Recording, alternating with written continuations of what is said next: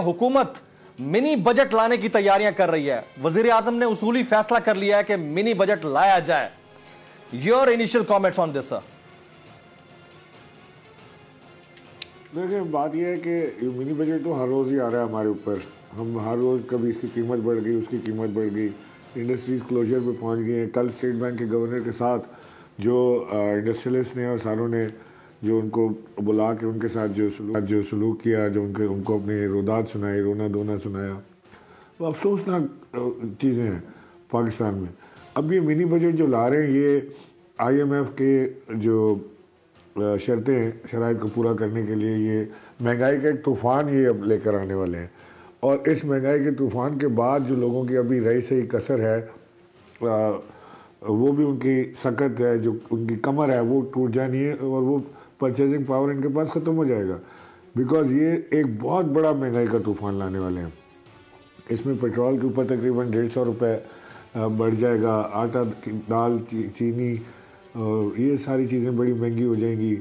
पाकिस्तान इसमें हर चीज़ के ऊपर टैक्सेस लगने लगे हैं। ये बहुत ही बुरा ये बजट आने वाला है। मैं इसलिए नहीं कह रहा कि मैं अपोजिशन में बैठा हूँ और वो हुकूमत में बैठे हैं, बल्कि ये आप इस बजट के खदोखाल आप देख लीजिएगा, कल से आपको आना शुरू हो जाएंगे कि इसके अंदर जो चीज़ें रखी गई हैं वो किसी तरह भी हमारी आवाम के फेवर की कोई चीज़ इसमें नहीं है। इमरान इस्माइल साहब, यहाँ पर सवाल ये भी पैदा होता है कि जब पब्लिक जो है वो इतनी इस कदर सरासीमगी की कैफियत में है और हमारे जो ओहदेदारान हैं वो कहते हैं कि बचत करनी है, एनर्जी पॉलिसी दे देते हैं, वो भी वजीर दिफा देते हैं मुल्क के, और खुद अपने दौरों के ऊपर ये करोड़ों रुपए, लाखों रुपए खर्च करके बाहर आते जाते हैं।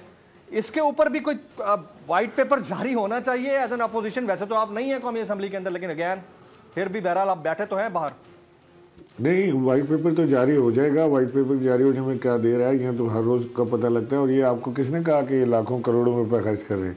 ये अरबों रुपए बाहर चली गई है, ये अब करोड़ों से बाहर निकल गई है। ये तो अब प्राइवेट जेट में दोस्तों को लेके फुटबॉल देखने, उस तरह की कहानियाँ सारी चल रही हैं।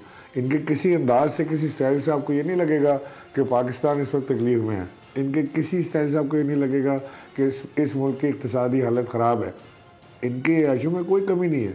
और पैसा बनाने की मशीन और फैक्ट्री तो अलग लगी हुई है। सिंध में तो हम देख ही रहे हैं, और हमें सेंटर में भी नज़र आ रहा है कि वहाँ क्या हो रहा है।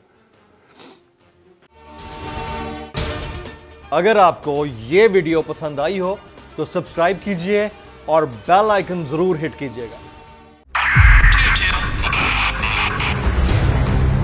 2022 बहुत सारे तोहफे भी देखे गया पाकिस्तान की आवाम को। पाकिस्तान की आवाम को एक तोहफा ये दिया कि आवाम को पता चल गया कि पाकिस्तान का मीडिया क्या है। साल 2022 में सबसे ज्यादा देखे जाने वाला चैनल बोल न्यूज रहा नंबर 1। हमने बहुत सारे शोज और ट्रांसमिशंस की, पूरा साल मुसलसल जदोजहद में निकल गया कि ये वोट ऑफ कॉन्फिडेंस के पीछे कौन लोग थे। तोड़े रेटिंग के सभी रिकॉर्ड। सोशल मीडिया पर भी सबसे ज्यादा तेजी से 2.4 बिलियन व्यूज का संगे मील अबूर किया। एंकर्स को भी आवाम में सबसे ज्यादा मकबूलियत मिली और सोशल मीडिया पर भी बोल रहा सब पर सब्सक्राइब करें और बेल दबाएं ताकि कोई खबर रह न जाए।